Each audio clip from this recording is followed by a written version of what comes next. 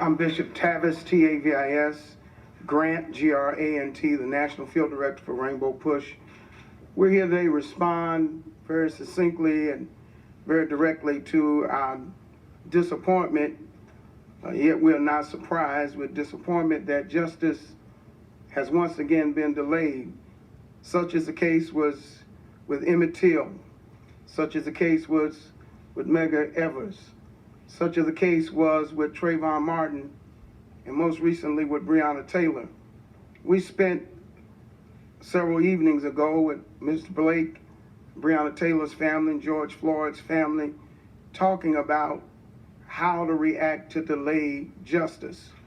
Mr. Blake was in Kenosha last night under duress and under threat from the Proud Boys. He's endured a number of death threats through all of this, and yet has stood tall beside his family, namely his son.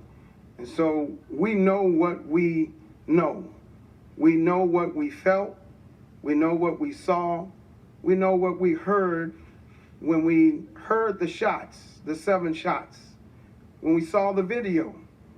And the prosecutor has given us a brand of justice that represents the group that wants to overturn this election, that wants to challenge our birthright, that wants to make us 3/5 human.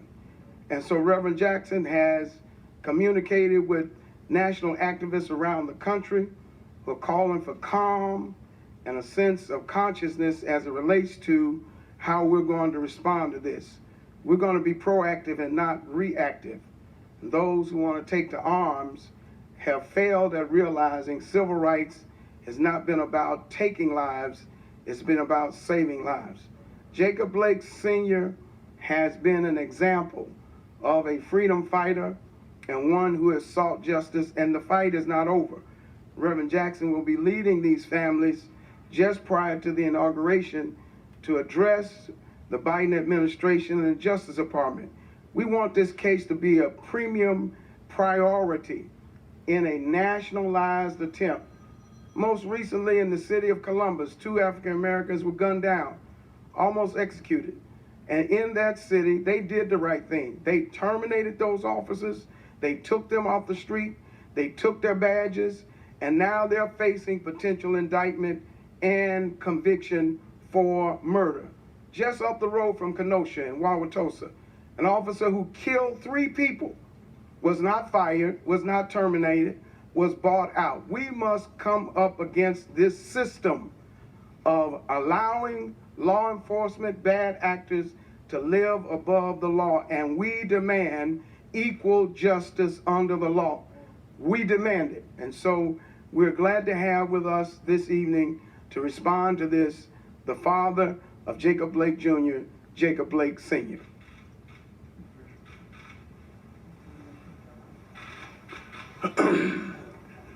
We're here, well, I'm here on behalf of my son and my family. We're unhappy with what was said today. We expected it. It did not sideswipe us or jump us from the backside.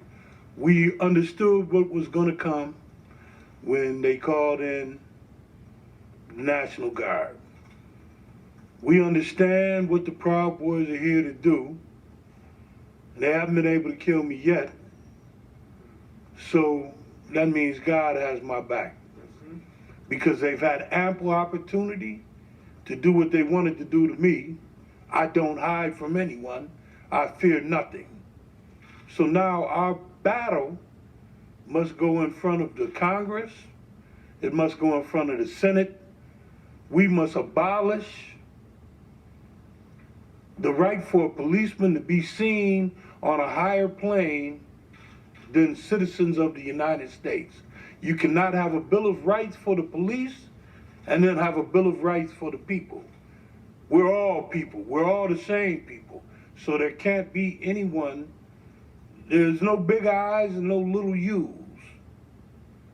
All right? That's not how it works. So our fight is not over. We will take it to D.C.